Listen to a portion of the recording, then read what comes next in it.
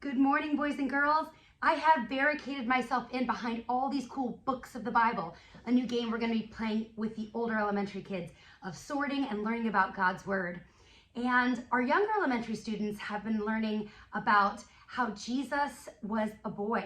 And we really only have one story of him as a child that's very direct. We know that he was presented in the temple, and we know the angel appeared to his parents so that he could return back to Nazareth because it was safe again. But as a 12-year-old, Jesus travels with his parents to Jerusalem. And the little scary part is that he doesn't leave with them. They discover after a full days later that he is still in Jerusalem and they can't find him. It takes them 3 days to find him. Can you imagine the panic they must have had?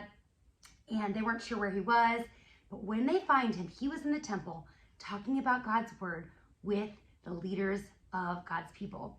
And he didn't want to be anywhere else. That's where he tells his parents, where else would I be except for in my Father's temple? And he just loves talking about God's word because he is the fulfillment of that. All of the scriptures testify to him.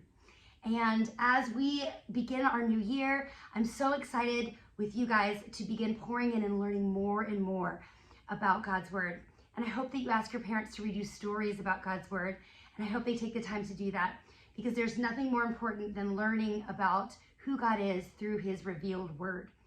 And we're excited to go from Genesis to Revelation to see how Jesus is there in the beginning and how he, the moment we've fallen, has been foretold from the foundations of the world to redeem the world back to himself through his sacrifice. And we're going to take these Bible stories in the form of Bible cards, and we're going to find where they go in the Bible, and we're going to take our books and we're going to open them up, because the first step to knowing God's word is knowing God's word.